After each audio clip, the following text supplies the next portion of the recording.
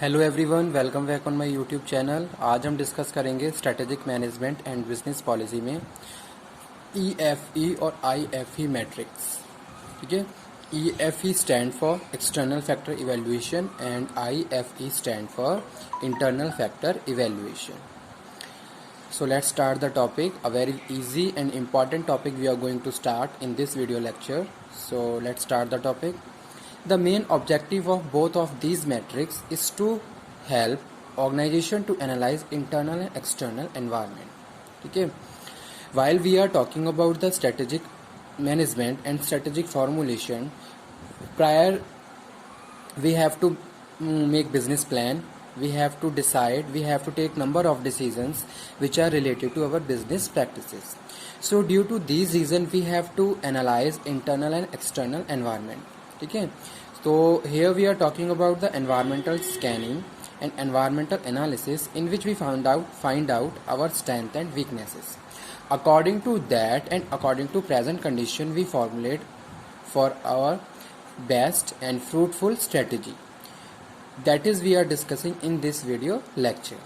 Means to say, I want to suppose I am running any organization, and I want to formulate a best strategy for my organization, because I want to compete my rivals and differentiate to other in the markets. So due to this reason I have to follow a innovative idea and formulate a different and fruitful strategy.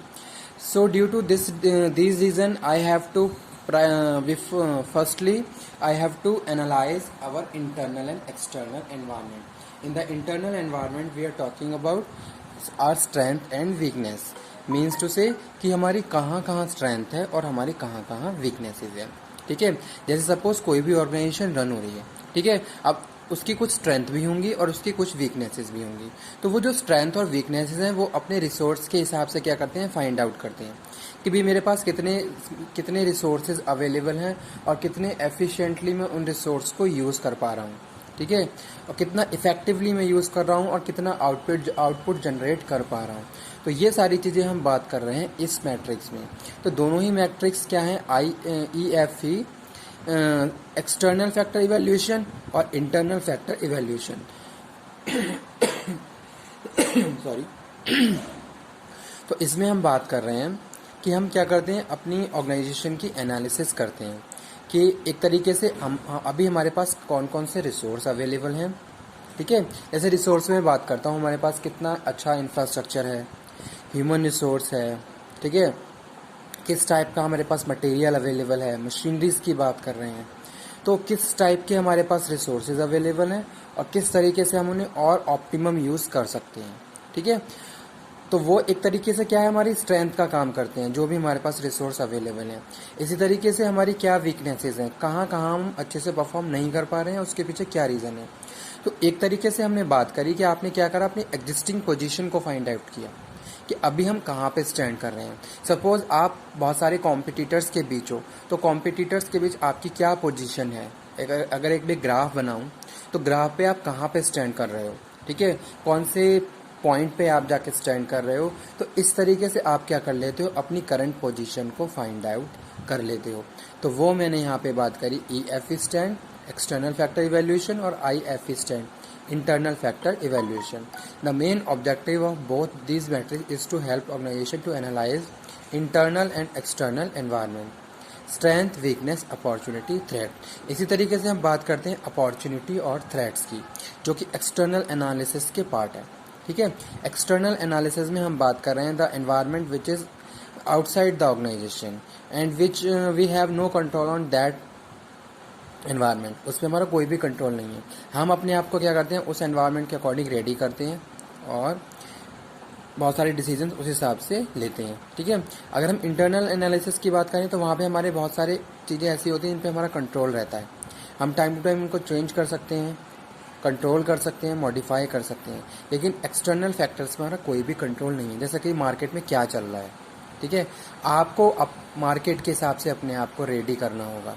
तो वो यहाँ पे हम बात कर रहे हैं कि भाई हमारी जो करंट पोजीशन है उसके हिसाब से हमारी क्या स्ट्रेंथ है, क्या पोजीशन है.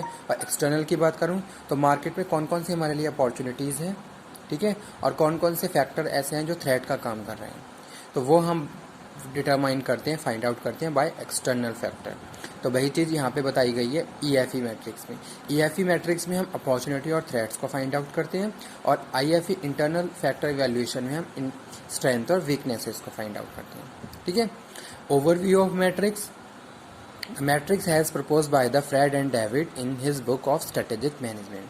फ्रेड एंड डेविड ने एक बुक लिखी जिसका नाम है स्ट्रेटेजिक मैनेजमेंट। उस बुक में उन्होंने इस मैट्रिक्स को बताया कि ये मैट्रिक्स क्या है और किस तरीके से हम इसको यूज़ कर सकते हैं। ठीक है, करंट पोजीशन फाइंड आउट करके, एनवायरमेंटल स्कैनिंग करके, एनवायरमेंटल एनालिसिस करके हम क्या है अपनी पोजीशन को फाइंड आउट कर सकते हैं और अपने लिए क्या है डिसीजन मेकिंग कर सकते हैं। The matrix was inspired by स्वॉट एनालिसिस। जो मैट्रिक्स है किससे इंस्पायर्ड हुआ? स्वॉट एनालिसिस है, जो कि एक टूल और टेक्निक्स है किसका? स्ट्रेटेजिक मैनेजमेंट का। यहाँ हम बात कर रहे हैं वेट, रेटिंग और स्कोर वेटेड। इस मैट्रिक्स में जो मेन पॉइंट है वो यही है, वेट, रेटिंग और स्कोर वेटेड, कि भाई क्या वेट है, ठीक है, क्या रेटिंग दे रहे हो आप किसी भी एक प्रोडक्ट को, और उसका क्या स्कोर वेटेड है अगर आप दोनों को मल्टीप्लाई करके बात करते हैं। ठीक है, first thing is collect information about स्वॉट। आपने क्या करा? इन्फॉर्मेशन कलेक्ट कर ली। Assign weight to each information, और जो भी आप इन्हें इन्फॉर्मेशन कलेक्ट करी है उसको क्या करोगे? वेट असाइन करोगे, जो जिसकी वैल्यू 0 से 1 के बीच होगी। ठीक है, और ओवरऑल सम मस्ट बी 1। तो ये चीज़ यहाँ पे आप क्लियर करके चलिए और अंडरस्टैंड करके चलिए कि भाई जो मेन कॉन्सेप्ट है वो क्या है। आपने क्या करा? आपने जो भी इन्फॉर्मेशन कलेक्ट करी है उस इन्फॉर्मेशन को आपने 0 से 1 तक वेट असाइन किया, और यहाँ पे आप ये चीज़ भी बता रहे हो कि भाई ओवरऑल सम है वो एक ही होना चाहिए। After this rate this information scale 1 to 4। फिर उसके बाद करोगे जो इन्फॉर्मेशन है उसकी स्केलिंग करोगे 1 से लेके 4 तक की। ठीक है, तो वो भी यहाँ पे हम बात कर रहे हैं 1 से लेके 4 के बीच आपको करनी है। उसके बाद हम बात कर रहे हैं कैलकुलेट वेट, स्कोर और, ठीक है, तो इस तरीके से आपने बात करी है। अब यहाँ पे मैं एक एग्जांपल कोड कर रहा हूँ जिससे आपको बेटर अंडरस्टैंड हो जाएगा कि भाई क्या मैट्रिक्स है और किस तरीके से हम इसको यूज़ करते हैं। एक इलेक्ट्रिकल व्हीकल्स कंपनी है जिसका हमने EFE और IFE मैट्रिक्स फाइंड आउट किया। तो यहाँ पे उसको व्हीकल्स, जो भी इलेक्ट्रिकल व्हीकल्स है जो भी है उसकी अपॉर्चुनिटीज़, ठीक है, अपॉर्चुनिटीज़ में हमने उसकी इन्फॉर्मेशन फाइंड आउट करी। तो इन्फॉर्मेशन है government new rules and regulations, high market potential और एक्सपेंडिंग न्यू मार्केट। ठीक है, अब इसमें हमने जो पहला पॉइंट है गवर्नमेंट रूल्स एंड रेगुलेशन उसको वेट दिया 0.15, उसकी रेटिंग करी 2, और दोनों उसको मल्टीप्लाई करके हमने क्या वेटेड स्कोर निकाल लिया। ठीक है, ऐसे ही हाई मार्केट पोटेंशियल पे 0.43, 1.2, ऐसे ही एक्सपेंडिंग न्यू मार्केट 0.45, 4 और 1.8। तो इसका जो वेटेड स्कोर है वो यहाँ हमने फाइंड आउट कर लिया।